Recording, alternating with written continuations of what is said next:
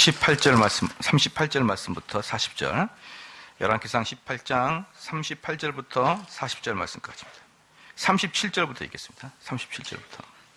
37, 38, 39, 40절입니다. 봉독해 올리겠습니다. 여호와여 내게 응답하소서, 내게 응답하소서. 이 백성으로 주 여호와는 하나님이신 것과 주는 저희의 마음으로 돌이키게 하시는 것을 알게 하옵소서 하며, 이에 여호와의 불이 내려서 번제물과 나무와 돌과 흙을 태우고 또 도량의 물을 핥은지라.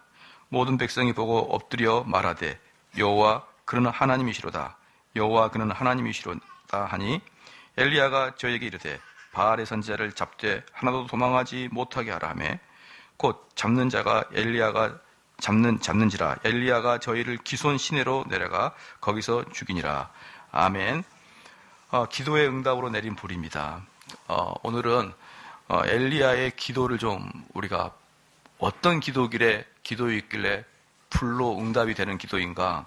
그래서 엘리야 기도를 좀 차근차근 살펴보면서 좀 우리가 추구하고 있는 기도가 무엇인지를 성경에서 좀 통해서 배우기로 원합니다.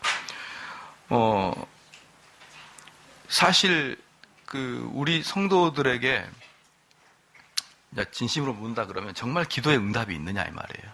정말 기도의 응답이 있느냐. 정말 기도의 응답이 있다고 생각하면은 어떻게 그렇게 기도의 자리에 나오지 않을 수 있으며, 또한 기도의 응답이 있다고 생각하면 어떻게 그렇게 기도가 뜨겁거나 진지하지 않느냐 이 말이에요. 그래서 이제 우리가 흔히 말하는 계급장 떼고 가슴을 열고 정말 곰곰이 생각해보자. 우리가 정말 기도의 응답을 우리가 믿고 있느냐. 그런데 사실은 상당히 그렇지 않아요. 왜 그러냐면 바른 기도를 하기 위해서 요건을 갖추지 못했습니다. 그 두 가지 요건을 못 갖추는데요.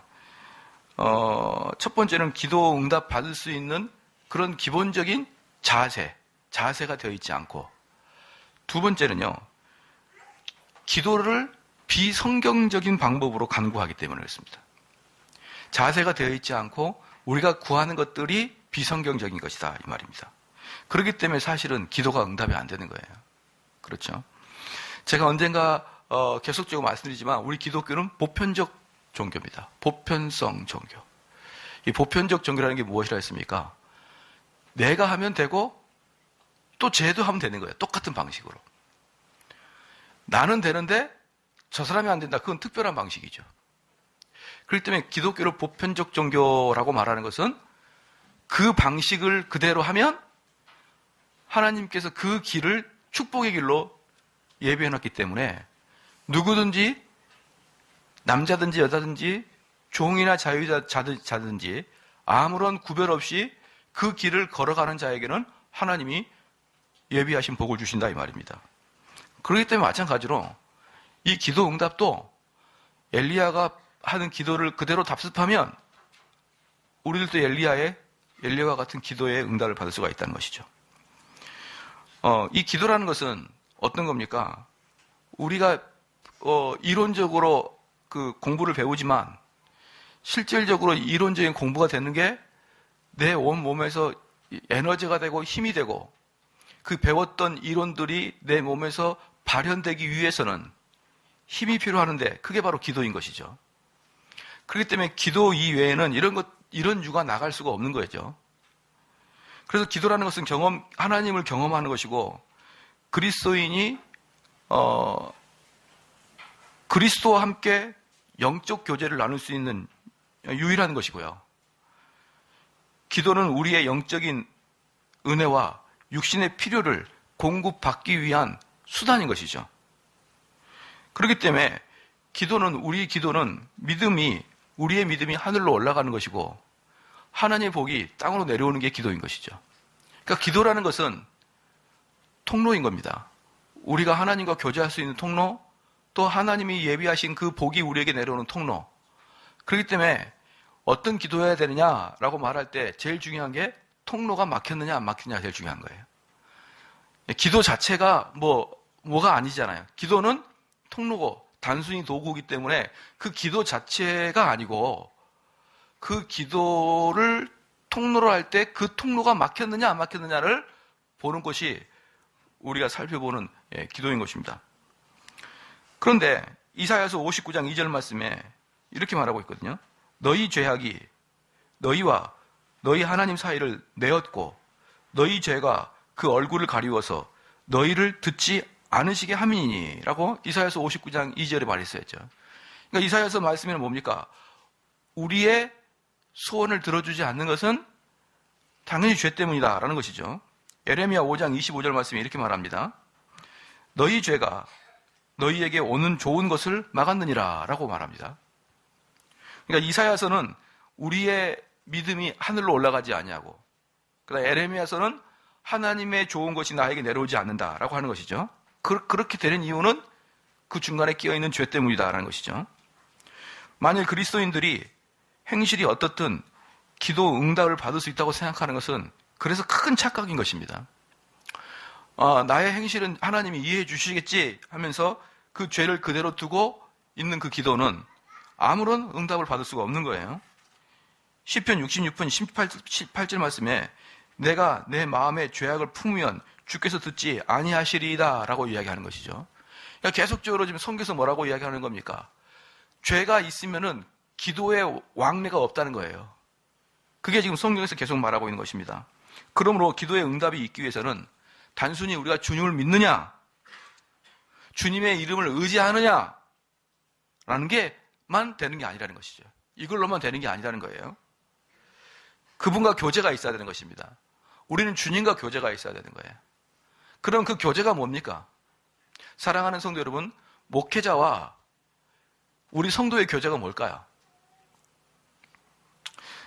초창기에 저희가 신대원 다닐 때 목사님들이 오셔가지고 그런 말씀을 많이 했습니다.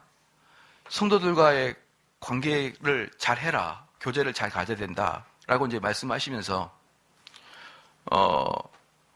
이 강대상에서는 그 호랑이처럼 하지만 내려가서는 정말 친근해져라. 뭐 심시어 같이 샤워장도 가고 목욕탕도 가라. 뭐 이렇게 충고를 받았어요. 여러분 한번 손들어 보시면 저랑 목욕탕 같이 가보시면 한번 손들어 보실래요?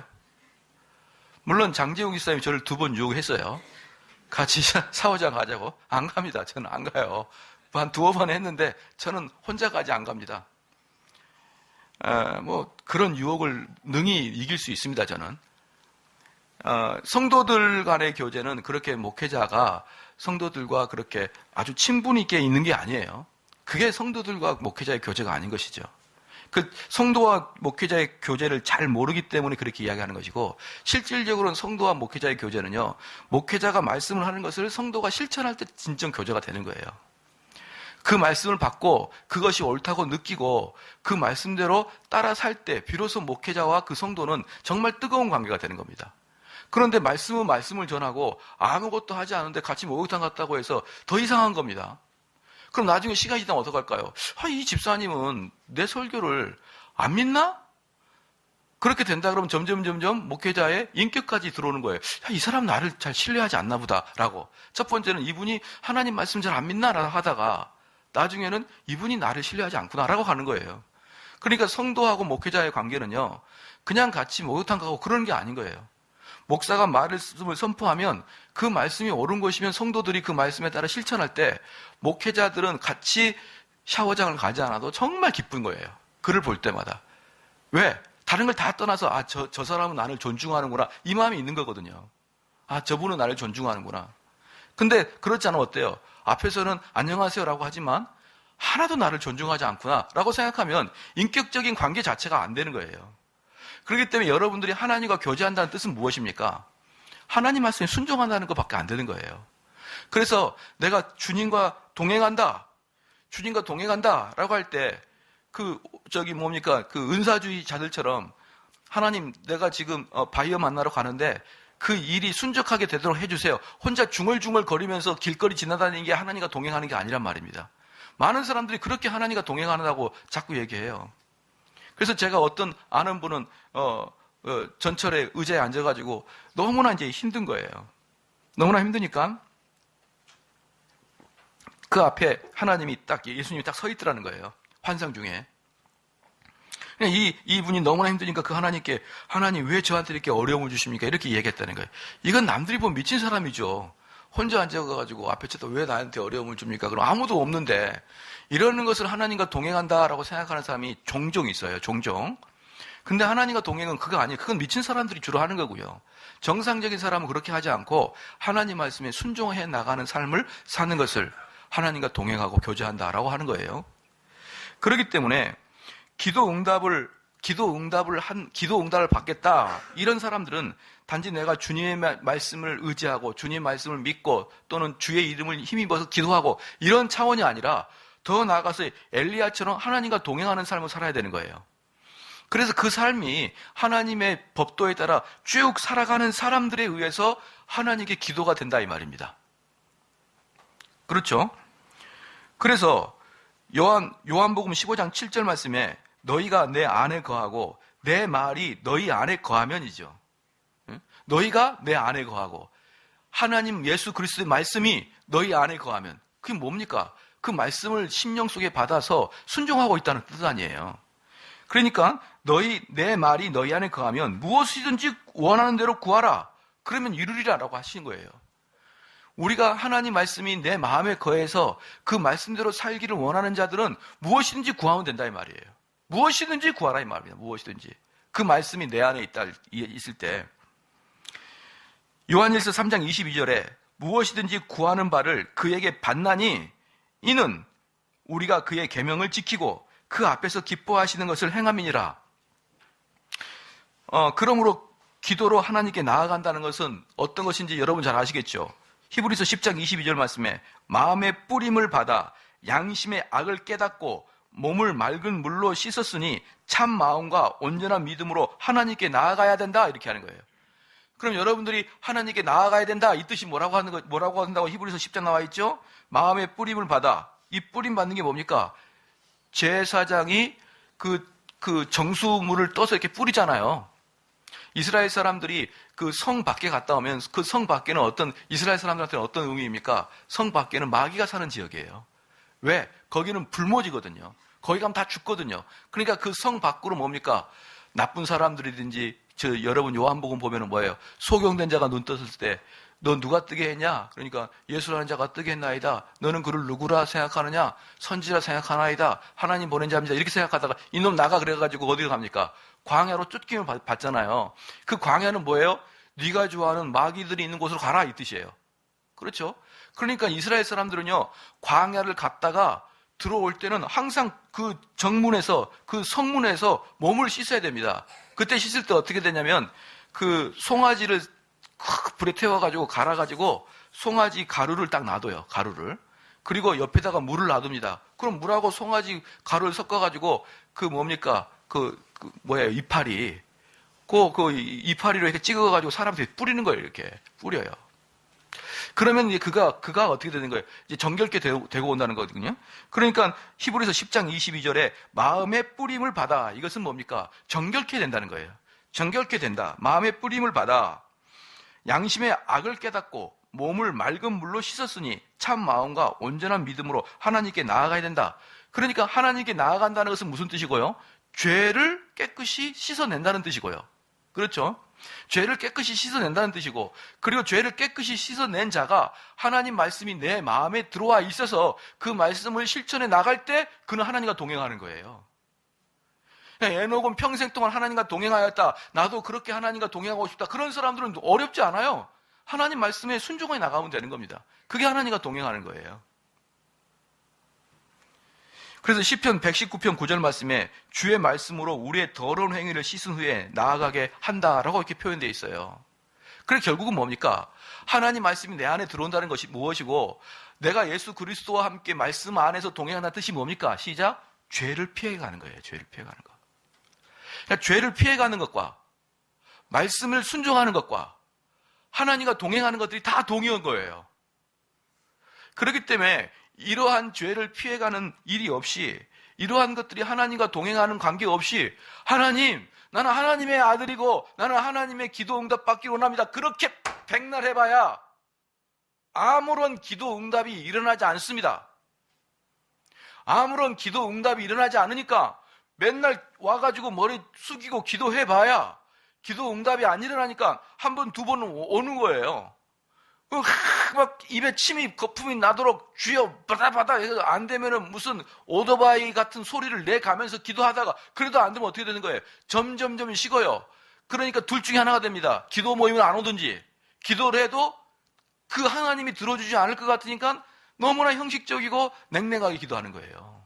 냉랭하게. 연기가 공기 중에서 흩뿌여지듯이 내 기도 소리가 공기 중에 아무것도 집중되지 않고 흐트러져 버리는 거예요. 여러분 그런 느낌 안 드십니까? 그런 느낌을 드시는 분들은 왜 그런 느낌이 드냐면 기도 응답이 없기 때문에 그러는 거예요. 만약에 여러분 기도했는데 막말로 기도를 했는데 하나님 돈 주세요. 돈이 툭 떨어졌다고 생각해봐요. 그럼 어때요? 24시간 내에 기도하고 있을 거예요. 24시간 내에. 기도 그만하라고 하면 놓으시라고 놓으라고 커피 한 잔 드시고 기도하라고 무슨 커피냐고 이러면서 24시간 내에 1시간 기도하면 돈 나오고 1시간 후면 돈 나오고 안 그러겠냐고요. 기도 응답이 없으니까 그렇게 못하는 거 아니에요. 그래서 교인들 보면은 기도 20분 합시다 그러면 한 5분 한 다음에 이렇게 하면서 아니 그 기도하면 되지 왜 목사님은 저 시간을 어떻게 20분을 딱 잴까 그런 고민하고 앉아있냐고요. 예? 20분 기도합시다 그러면 성도들 마음속에 그래 목사님은 저 시간을 어떻게 카운트할까 알아서 카운트할 거니까 그런 거 걱정하지 마시고요. 그런 거 꼭 어떻게 계산할까? 그런 거나 생각하고 있는 거예요. 그런 거나. 왜? 기도가 안 되니까. 기도가 집중이 안 되니까. 왜 그러느냐? 방금 하나님과 동행하는 것이 기도의 가장 기초적인 요건인지를 깨닫지 못해서 그러는 거예요.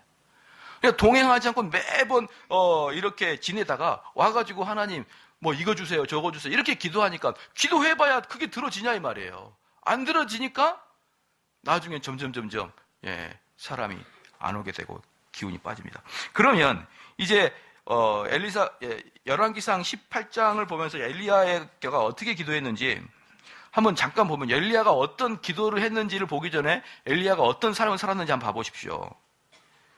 이스라엘이 흥행하는 악행을 저질렀을 때 엘리야는 전혀 그 악행과 상관없이 지냈습니다. 그렇죠? 악행과는 상관없어요. 철저히 이스라엘 본 진영하고 떨어져 살았습니다. 두 번째, 부정한 어둠의 세력과도 전혀 협상하지 않았습니다. 세 번째, 어떠한 친교도 맺지 않았어요, 그들과. 그러니까 가끔 여러분들, 옛날 친구들, 전도를 위해서 만나는 건 좋은데, 그들이 지금도 막 친하다는 것은 여러분들이 믿음이 잘못된 거예요. 친할 수가 없어요, 친할 수가. 왜냐? 정말 그 사람은 이생의 자랑과 안목의 정욕만을 위해서 이야기할 것이고, 그런 걸 들을 때마다 우리는 어때요? 나는 관심도 없는데 그런 이야기를 계속 하는 사람들을 어떻게 두 번, 세 번 계속 만납니까? 그렇죠. 그리고 내가 말하는 것은 더 나아가서 이해도 못할 뿐더러 은근히 기독교에 대해서 비아냥거리고 비난하고 있을 텐데. 여러분, 오늘 제가 영화를 봤어요. 영화를 봤습니다. 1987. 여러분들도 한번 보십시오. 그러면은 그 당시에 저희가 살았던 거랑 똑같더라고요. 똑같아요. 야, 어떻게 이렇게 고증을 잘 해놨냐. 그때 저도 그 박종철 죽었을 때, 이한열 죽었을 때 시청 가서 데모했었습니다. 저도. 예. 돌 많이 좀 던졌죠. 예. 그럴 때는 다 누구나 이념이 있으나 없으나 다 했어요. 다 그때는. 뭐 특별한 것도. 여러분 이념 있다고 2002년 월드컵 때 시청 나간 거 아니죠? 그것처럼 이념이 있고 없고 다 갔어요, 다. 근데 진짜 재밌는 게 뭐냐면요. 정말 거기서 민주화 운동하는 사람을 보호해준 게 누구냐면 스님, 그 다음에 천주교, 그 다음에 개신교, 진보주의자들. 얘네들이 민주화 운동하는 보호해주고 박종철이를 고문했던 애는 찬송을 뭘 불렀더라? 걸어가세 믿음 위에 서서 나가세 그거 부르고 있어요. 영화 스토리상 아무 관계도 없는 걸 감독이 보수주의 기독교는 개독교로 딱 만들어놨어요. 그리고 그 민주화 세력을 돕고 살려주려는 스님, 정의구현 사재단, 그리고 진보주의 기독교. 얘네들은 걔를 살려주고 박종철이를 고문해 죽인 애는 걸어가세 이 노래 부르는 보수주의 기독교고. 징그럽죠, 여러분? 징그럽죠? 그런데 진보제 좋아요, 그래도? 좌파가 좋아요, 그래도? 호시탐탐 기독교를 노리고 있는데? 옛날에 전라도 사람들이 뭐라고 했습니까? 왜 영화만 나오면은 깡패는 전라도만 쓰게 해가지고 전라도 사람을 그렇게 자꾸 아래로 깔아망기냐? 그렇게 했듯이 지금은 어벙하고 이상한 애들은 전부 다 기독교를 만들어놔요. 보수주의 기독교로. 근데 여러분, 이런 사상에 물들어 있는 여러분의 밖에 있는 친구들과 친해져요. 이런 물로 꽉 차 있는 사람들하고 세상과 단절이 자연스럽게 단절이 되는 거예요. 자연스럽게. 그들을 더 이상 만나고 싶지 않고 그들과 대화하고 싶지 않지만 나는 오직 복음을 전하기 위해서 그들을 만나는 것 외에는 여러분 단절해야 됩니다. 단절. 마음속으로는. 그렇죠. 여기서도 엘리야는 어때요? 일체 그때 우상에 빠져 있는 그렇게 험난하게 놀아놨던 그 뭡니까? 이스라엘 사람들하고는 일체 교제도 친교도 안 했습니다. 엘리야 같은 경우. 그리고 엘리야는 철저히 하나님과만 개인적 교제를 유지하고 있었습니다. 그리고 8절에 보면요. 8절에 보면은 11개상 18장 8절에 보면 대답하되 그러하다 가서 내 주에게 고하기를 엘리야가 여기 있다 하라. 여기서 보면 엘리야는 철저히 하나님 명령이 떨어질 때 움직이고 안 떨어지면 그냥 있었어요. 사르밧 과부의 집에 가는 것도 명령 때문에 갔고요. 그 다음에 또 그 무시무시한 아하방을 만나라 그럴 때도 가서 명령 때문에 갔고, 또 하나님께서 비가 내리지 말게 기도하라, 그것도 하나님의 명령이었고, 하나님께서 이스라엘 백성들하고 바알 선지자들을 모아라 할 때도 그것도 하나님의 명령이었고, 모든 엘리야의 이야기는요 처음부터 끝까지 다 하나님의 명령을 따라서 일을 했다는 거 여러분 잘 알고 계셔야 됩니다. 그게 지금 엘리야가 가장 보여주고자 하는 거예요. 그러므로 야고보서 5장 16절 말씀에 이렇게 말하고 있는 거예요. 의인의 강구는 역사하는 힘이 많다라고 하는 것이죠. 의인이 누굽니까? 의인은 하나님의 말씀을 순종해 나가는 자가 의인인 것이죠. 그래서 이 의인이라는 것은 항상 특징이 있는데 그 말씀이 내 안에서 밖으로 실천적인 사람을 의인이라고 하거든요. 그렇기 때문에 그 의인의 삶의 가장 주특징이 뭐냐 그러면 웨스트민 신앙고백서 제1조 1항처럼, 신앙고백서가 아니라 소유름다 제1장 1항처럼 여호와를 즐거워하는 자입니다. 이들이. 그러니까 엘리야는 어떤 거냐면 지금 엘리야가 열왕기상 18장 1절부터 지금까지 엘리야가 자기를 위해서 일을 했던 걸 찾아보시라 이 말이에요. 엘리야는 그 마음속 전체가 오직 하나님을 위한 것인데, 그 엘리야의 마음속에 무슨 분노가 있었냐 그러면 하나님을 가볍게 여기고 하나님을 아주 이상하게 만들어버리는 이스라엘 백성들과 바알 사제들에 대한 의로운 분노가 있었다 이 말이에요. 그래서 하나님, 나 이 분노는 참을 수가 없습니다. 이게 엘리야의 마음이었어요. 그럼 여러분들 마음속에 이 한국 땅에 이 기독교를 우습게 알고 있는 저 세상과 그것들을 동의하고 있는 그런 그리스도인들을 향해서 여러분 분노를 가져야 되지 않겠느냐 이 말이에요.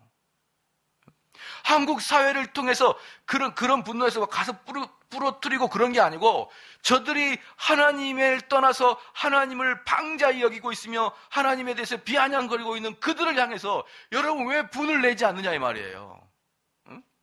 그럼 여러분들이 어떻게 기도가 될까요? 하나님, 저들에게 하나님의 살아계심을 증명을 시켜 주시옵소서. 누구를 통해서? 시작. 나를 통해서요. 나를 통해서. 정말 하나님이 살아계심에 대한 증명을 나를 통해서 시켜 주십시오 라고 여러분 의로운 분노를 가져야 되지 않겠느냐 이 말이에요. 그래서 이 엘리야의 기도를 가만히 보면요, 갈멜산에서 엘리야가 저녁에 소제를 드릴 때 그가 나아갔다 이렇게 말씀했습니다. 지난 시간에 말씀할 때 하나님께 나아갔다 이 뜻은 뭐냐 그러면 아무런 의심하지 않고 나가는 거예요. 당연히 하나님은 불을 내려주실 것이라는, 당연히 하나님은 은혜를 쏟아 부어주실 것이라는 그 당당함. 예. 보편적인 사람들은 하나님으로부터 정확한 명령을 받지 아니하고 하나님으로부터 정확한 명령을 받지 않고 자기의 자기 스스로의 마인드 컨트롤로 하나님이 해줄 걸 믿습니다. 안 믿으니까 믿습니다 할 때 쉿자를 세게 하는 거예요. 안 그래요? 여러분들 일할 때 사장님이 여러분들에게 월급을 주잖아요. 그럼 여러분 사장님한테 오늘 줄 걸 믿습니다 그러나요? 안 믿으니까. 맨날 가면은 내일 줄게 내일 와 이렇게 하는 사람도 있잖아. 빚 받으러 갔는데. 그럼 뭐라고 그래요? 너 진짜 내일 줄 거 내가 믿고 간다? 이렇게 하잖아요. 근데 사장님이 매번 대기업 다니는 사장님이 월급이 척척 들어오는데 오늘 월급이 들어올 걸 믿습니다 그러냐고요. 안 믿으니까 믿습니다 그러는 거예요. 그러니까 여러분들이 이 응답이 이루어질 걸 믿습니다. 그건 서신을 안 믿는 거예요. 그건. 할렐루야. 안 믿는 거잖아요. 안 믿으니까 믿습니다. 그리고 내가 여기 우리 한영남 권사님한테 권사님 사랑합니다 그런 이유가 뭐예요? 안 사랑하니까 그러는 거잖아요. 안 사랑하니까 사랑한다고 하는 거예요. 진짜 사랑하면 말 않고 뭘 한다 그랬죠? 돈 준다 그랬잖아요. 말 않고 돈 주고 박 사고 그러는 거예요. 안 사랑하니까 제일 싸게 떼우려고 하니까 사랑합니다 한번 하는 거예요. 500원도 안 들어요 이거. 말 많이 하는 건 가짜입니다. 그래서 제가 옛날에 설교할 때 뭐라 했습니까? 제일 의리를 강조한 곳이 어디라 했어요? 조직폭력배라고요. 조직폭력배. 조직폭력배는 의리입니다. 왜? 맨날 배신하고 맨날 뒤통수 치니까. 여러분 아버지가 아들한테 아들아 의리 지켜라 그러나요? 그런 거 말 안 해요. 아버들은 그냥 아버지에게 의리 지켜요. 근데 조직폭력배 가면 우리는 의리다 이러는 거예요. 그래서 여러분들이 기도할 때 믿습니다 많이 하는 것 자체가 뭡니까? 가짜다. 믿지 않는 증거다. 그러니까 엘리야는 어때요?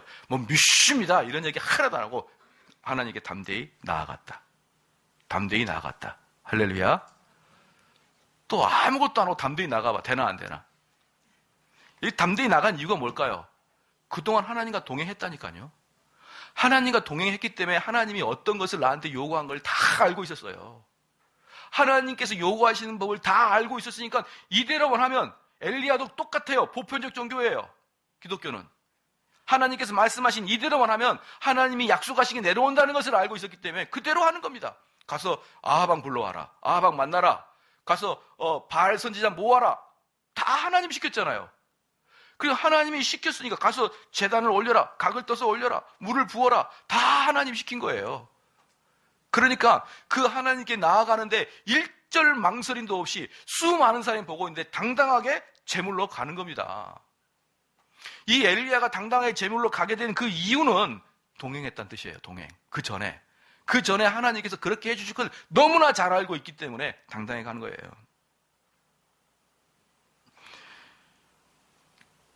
그 다음에 두 번째, 이 엘리야는 하나님을 부를 때 아브라함과 이삭과 이스라엘 하나님 여호와여 이렇게 불러요.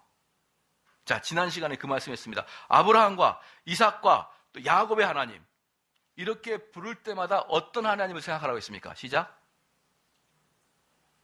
예? 예. 예. 질문하고 아무 대답 없으면 되게 뻘쭘해요. 예. 그래 우리 성도들은 저의 심장마비를 약간 유도하는 것 같아요. 다시 말해서 아브라함과 이삭과 이스라엘 하나님 할 때마다 여러분 꼭 알아야 될 건 뭐냐면 이건 언약의 하나님이에요. 언약의 하나님. 언약의 하나님을 이야기할 때마다 아브라함과 이삭과 야곱의 하나님 딱 합니다. 그러면 뭡니까? 약속을 지키실 하나님이라는 것이에요. 뭐예요? 이대로 살면 복 준다는 걸 믿습니다. 저는 시편 기자가 기도할 때 하나님 저에게 왜 이렇게 하십니까? 이렇게 기도하는 걸 보고 깜짝 놀랐어요. 아니 도대체 어떻게 살길래 하나님께 청구서를 내미냐고요. 우리가 기도하려고 눈 감으면 도대체가 하나님께 청구서를 내밀 게 하나도 없어요. 하나님 나에게 복 주셔서. 그럼 하나님이 나에게 음성을 드리는 거예요. 너 복 받을만 하냐? 아니요, 아니요. 이렇게 돼요, 보통. 하나님 나에게 이것을 내려주십시오. 너가 내려주십시오라고 말할 자격을 갖추고 있느냐? 아무것도 없습니다. 이렇게 되는데 시편 기자는 왜 나한테 이러십니까? 왜 나에게 복 주신다를 간주십니까? 이렇게 외칩니다. 여러분 어떻게 생각합니까? 그게 바로 언약의 하나님 믿는 거예요. 언약의 하나님 믿는 게 무엇입니까? 시작. 하나님께서 약속하신 걸 지키면 그대로 복이 온다는 보편적 종교예요. 하나님 나는 왜 이 약속 지켰는데 이거 안 옵니까? 이렇게 당당하게 하면 되는 거예요, 그때. 여러분이 일평생 살면서 알파부터 오메가까지 모든 것이 전부 다 깨끗할 수는 없어요. 그러나 어떤 한 분야에서는 여러분이 철저히 하나님 말씀대로 순종할 수 있어요. 그럼 그 분야 끄트머리 가서 하나님 왜 이것에 대해서는 복을 주지 않습니까? 라고 이야기할 수 있는 거예요. 그게 두 번째였습니다. 언약의 하나님을 믿었어요. 그래서 하나님 말씀을 지켜만 가면 하나님은 똑같은 복을 줄 것이다 라는 그 언약의 하나님을 믿었다 이 말이죠. 특별한 하나님 아니에요. 여러분 어떤 분들에게 그냥 복을 받을 이유도 모르는데 그냥 복을 부어줬다. 그런 것은 안 됩니다. 그 다음에 세 번째는요. 엘리야의 기도를 통해 세 번째 뭐냐면 간구를 한번 생각해 보죠. 간구. 이 엘리야의 간구는 뭐냐면요. 37절에 아까 방금 36절에 보면 저녁 소재 드릴 때 이르러 선지자 엘리야가 나아가서 그거 했던 겁니다. 나아가서 그거 했던 거예요. 지난 시간에 했었는데 말하되 아브라함과 이삭과 이스라엘 하나님 여호와여. 이건 뭐라 그랬죠? 언약의 하나님. 나는 하나님의 약속을 믿습니다. 이 뜻이에요. 주께서 이스라엘 중에서 하나님 되신가 보십시오. 이 뭐예요? 지금 이 엘리야의 간절한 마음이 뭡니까? 하나님이 이스라엘 백성들 앞에서 하나님 되심에 대한 간절함이라니까요. 내가 주의 종됨과 이게 뭡니까? 내가 하고 있는 게 옳다는 것과 그러니까 지금 엘리야의 마음속에 강력하게 두 개가 있는데 하나님의 이름이 먹칠당하고 있는 것에 대한 열받음. 두 번째, 그럼에도 불구하고 내가 하나님 말씀대로 순종하였더니 하나님이 나를 통해서 축복을 내려주실 것에 대한 나를 통한 언약의 하나님의 증명. 이 두 개가 엘리야의 마음에 가득 차 있었던 것입니다. 종lem과 내가 주의 말씀대로 이 모든 일을 행한 것을 오늘날 알게 하옵소서. 여러분 아시겠죠? 그러면 어떤 기도가 나오냐? 여호와여 내게 응답하소서. 내게 응답하소서. 이 백성으로 주 여호와는 하나님이신 것과 주는 저희의 마음으로 돌이키게 하시는 것을 알게 하옵소서 하며. 그러니까 지금 엘리야의 마음 이거예요. 지금 기도의 내용이 뭐냐 그러면 하나님 나 이것저것 해주세요가 아니에요. 엘리야의 기도는 하나님을 영화롭게 하고 하나님을 즐거워한다니까요. 그런데 많은 성도들이 하나님을 즐거워한다니까 엉뚱하게 뭐라고 하냐면 예배 시간에 축제로 드리는 것을 하나님을 즐거워한다고 생각하는 거예요. 예배 시간에 막 느끼고 하나님 이곳에 임재하셨군요. 하나님 이런 것을 하나님의 그 어떤 뭐라고 할까요? 즐긴다. 하나님을 즐긴다. 이렇게 여기는 거예요. 하나님을 영화롭게 하고 하나님을 즐긴다는 게 뭡니까? 시작. 하나님이 기쁘면 내가 기쁜 거라고요. 그게 하나님을 즐기는 거란 말입니다. 그게 여러분 쉽잖아요. 너무 쉬워요. 여러분 아들이 만약에 정말 좋은 직장에 들어가고 좋은 일을 하거나 좋은 상을 받았어요. 내 기쁩니까? 안 기쁩니까? 기쁘잖아요. 내가. 그러니까 내가 상을 받는 것도 기쁘지만 더 기쁜 것은 내가 사랑하는 사람이 잘되게 기쁘듯이 우리의 가장 큰 기쁨은 하나님의 이름이 영화롭게 될 때 가장 큰 기쁨인 거예요. 여러분 그러한 믿음 가지고 계십니까? 그럼 여러분들이 이 땅에서 구해야 될 게 뭐냐면 내 안목의 정욕을 구하는 게 아니죠. 내가 가장 기쁜 걸 구하는 거죠. 내가 가장 큰 소원이 뭐예요? 이 대한민국 땅에 이렇게 처절하게 하나님의 이름이 땅에 떨어졌을 때 내가 가서 하나님이 얼마나 위대한 자인지를 증명해내는 게 여러분의 삶의 목표가 돼야 되는 거예요. 그게 하나님과 동행한 엘리야의 기도입니다. 이런 기도를 하는 것은 전부 다 하나님 다 들어주십니다. 사랑하는 성도 여러분, 어떤 분들이 저한테 그럽니다. 목사님, 우리의 육신에서 기도하면 안 됩니까? 제가 간곡하게 말씀드렸는데 안 해도 돼요. 안 해도 숨어서 할 거잖아요. 좀 하잖아요. 다 끝날 때 요만큼. 아무리 하지 말라도 하지 않습니까? 그렇기 때문에 안 해도 돼요. 어떻게 해서든지 하니까. 근데 나와 내 육신과 이 땅의 것에 대해서 시선이 넘어서지 않으면 여러분 하나님과 동행하지 못합니다. 왠줄 아십니까? 하나님과 동행은요, 우리 예수님께서 뭐라고 했습니까? 이 땅에 내려오실 때 모든 것을 성부 하나님의 명령에 순종하였나이다. 우리 예수님께서 모든 것을. 그게 예수 그리스도의 목적이에요. 존재 이유예요. 예수님의 존재 이유는 하나님의 말씀을 모든 것을 순종해 드리는 것이 존재 이유였듯이 우리가 그 예수님과 같이 동행하는 것은 하나님 말씀을 내 삶의 가장 큰 기쁨으로, 그걸 실천해내는 것이 가장 큰 기쁨으로 여러분이 되도록 기도하십시오. 그리고 응답을 구하십시오. 하늘에서 불이 떨어지는 것이죠.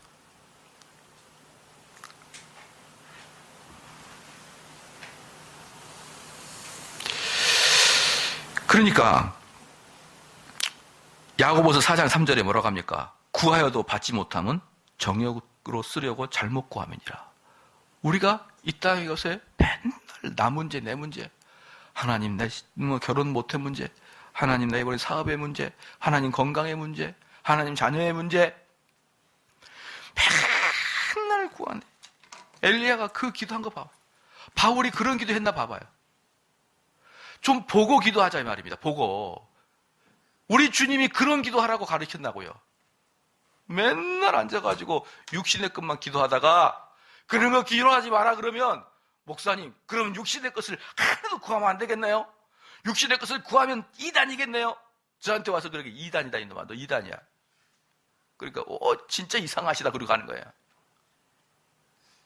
자기의 육체의 한계를 뛰어넘어 버려야 됩니다. 그리고 우리 주님께서, 주님이 그 가사에 있죠? 그 제목이 찬양이 생각하는데, 주님이 볼 때 나도 보고, 주님의 손이 가는 곳도 내 손이 가고, 주님이 발이 가는 곳에 내 발도 가는 그런 믿음이 되는 게 무슨 말입니까? 완전히 우리의 가치관이 주님과 동일하단단 말이에요. 그럼 주님이 자기 일상의 문제를 위해서 기도하더냐고요. 동우지가 하나님의 일이 이 땅에서 이루어지도록 온통 관심이 거기 있고 온통 기도가 거기 있지, 어떻게 내 자녀를 위해서, 어떻게 내 가정을 위해서만 기도하시냐 이 말이에요. 지금 한국 사회가 이렇게까지 한국 교회를 잡아먹으려고 안달인데,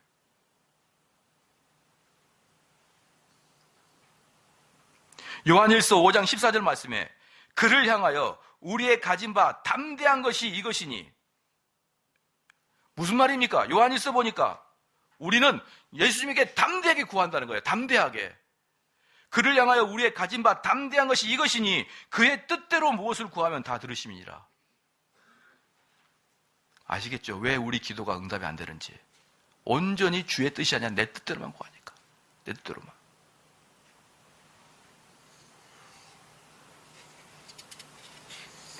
그리고 마지막에 36절에 마지막 부분에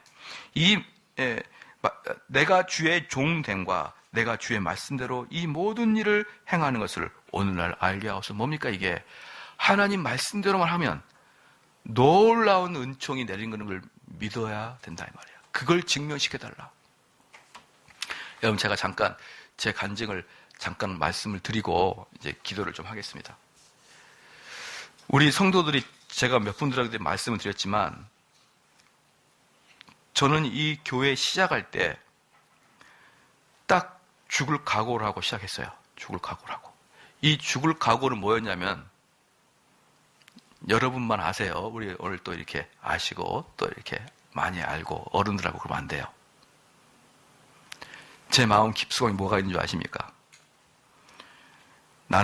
저는 원래 아현제일교회 출신이에요. 원래. 아현제일교회는 누가 뭐라 해도 삼류교회예요. 지하실에 있었고 아무도 알지 못하고 교인 수도 100여 명에 가까웠어요. 그리고 교인들의 헌신도는 아주 낮았고요. 누가 뭐래도 삼류입니다. 삼류. 예. 뜨겁지 않고 아주 맹맹했어요. 그래서 제 마음속에 뭐가 있었냐면요.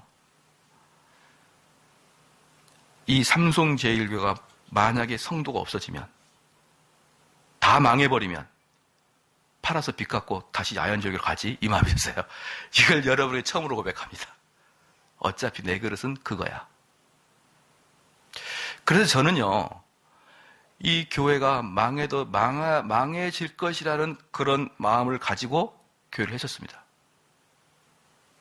빚이 있었기 때문에. 그래서 어떻게 했느냐? 아예 다른 사람이 한 번도 하지 않는 제가 발견한 방식대로 목회하겠다고 마음먹은 거예요. 이렇게 하게 되면 분명히 교회는 망할 것이다 라고 다들 이야기하고 있고, 저는 아까 시편 기자들 때문에 시편 기자처럼 나는 당당했습니다. 하나님 말씀대로 해볼 테니까 나머지는 하나님이 알아서 하십시오. 저는 그 마음, 두 마음이었어요. 다른 면에서 저는 타락도 하고 나빠요. 근데 제가 교회 처음에 시작할 때는 완벽하게 말씀대로만 하겠습니다. 말씀대로 해서 만약에 안 되면 다시 상가교회로 가죠. 이거 팔면은 상가교회에 충분히 갈 수 있는 돈이 나오거든요. 빚 갚고. 그 마음 가지고 하니까 저는 마음이 한결 가뿐했어요. 그리고 그때부터 보편적인 교회에서는 상상도 안 되는 이상한 설교를 했죠. 그때 교인들이 들어왔다가 한 길로 왔다가 7길로 도망가더라고요. 한 길로 왔다가 7길로 돌아갔어요. 그러면서 저는 거의 순교의 자리에 들어가기 시작했죠. 진짜 망하겠구나. 진짜 망하겠구나. 10명 왔다가 100명 왔다가 한두 명 남고 가고 100명 왔다가 한두 명 남고 다. 근데 저는 그때도 뭡니까? 하나님 알아서 하십시오. 시편 기자의 기도가 이해가 너무나 됩니다. 하나님 알아서 하십시오. 나는 몰라요.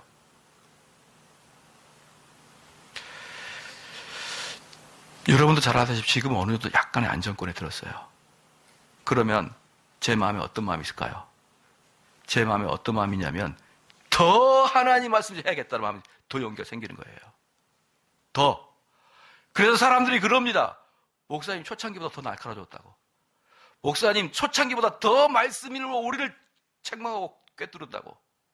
왠지 아십니까? 용기가 더 100배, 1000배 나거든요. 아, 이렇게 해도 인간들이 안 떠나구나. 하나님 말씀을 고지고대로 전하면 그냥 그걸 듣는 사람이 있구나라는 걸 실제로 깨달으니 말씀의 깊이는 더 깊어집니다. 더 날카로워지고. 여러분들이 하나님의 말씀에 하나 두 개 순종을 해보십시오. 아까도 말씀드렸지만요. 저는 이 교회 딱 망할 걸 각오하고 있다니까요. 여러분 죽을 걸 각오하지 않으면 끝에서 마귀가 너 죽어 한마디 하면 딱 몸이 약해져요. 네 가정 망해. 사업 끝나. 너희 가정 파괴돼. 그래도 할 거야? 딱 들어오면 발발 떨어요. 제가 만약에 초창기에 목회할 때 너 그렇게 설교하다가 너 그렇게 목회하다가 아무도 안 와. 다 도망가고 봤지? 너 2년 안에 망해. 제 마음속에 그래 망하든가 말든가 없었으면 어떻게 될까요? 부득 떨었죠. 그러면서 개혁주의와 복음주의를 섞었겠죠. 설교는 약간의 개혁주의를 하고 나머지 복음주의 했겠죠. 그래서 저는 지금도 기도할 때 하나님께 이 부분만큼 당당합니다. 하나님. 그러면서 제 마음속에도 엘리랑 똑같아요. 하나님, 정대훈 목사가 하는 것이 바르다는 걸 증명해 주시고 이 바르다는 것을 수많은 목사들이 깨닫게 하여 주시옵소서. 전 그 제목이에요. 그 제목. 여러분들은 목사니까 그렇게 하시죠. 천만에 만만에 말씀이라니까요. 제 주변에 있는 많은 목사님들이 저한테 처음으로 물어본 게 뭐라고 했어요? 시작. 그렇게 해도 교회가 돼? 첫 질문이. 인터넷에서 제 설교 들은 사람들이 항상 물었던 것이 그렇게도 교회가 돼? 네, 교회 됩니다. 두 번째 묻는 게 뭐예요? 교인 수 몇 명이야? 물어요. 교인 수 몇 명이다. 왜 이렇게 많아? 근데 너 설교 들을 때마다 사람들이 눌러있지 않아? 아니요, 발발해요.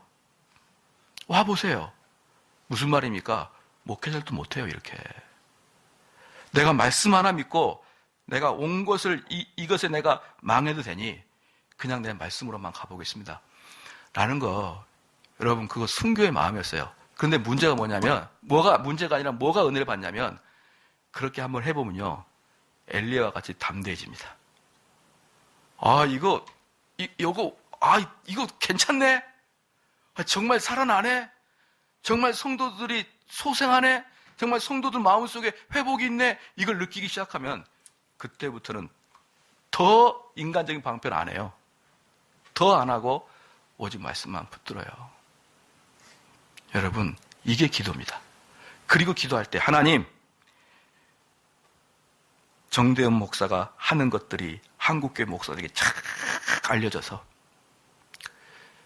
정말 이렇게 하는 것이 하나님의 복을 받는 거구나 라는 것을 많은 분들이 좀 깨달아서 지금 한국 사회에 하나님을 가볍게 여기는 이 시대에 정말 주의 종들이 불일 듯 일어나게 하여 주시옵소서. 정말 이 기도만 돼요. 사실은 제가 이 기도 말고 뭘 기도할 게 있습니까? 뭘 기도할 게 있겠어요? 사실입니다. 여러분이 해보시면 엘리야처럼 담대해져요. 그래서 저는 지난번에 말씀드렸잖아요. 만약에 여러분이 저를 쫓아냈다. 그럼 딱 불쌍히 여기서 3명만 주세요. 3명만. 그럼 저는 다시 소생할 확률, 그 믿음, 용기, 담대함 다 있어요. 뭐 개척이 어렵다고요? 삼성제일교에서 쫓겨나면 옆에다가 질 거예요. 옆에다가. 저기 장각의 옆에다가. 삼성 제2교회 들어와 교회로. 다 쓸어버리게. 다. 예?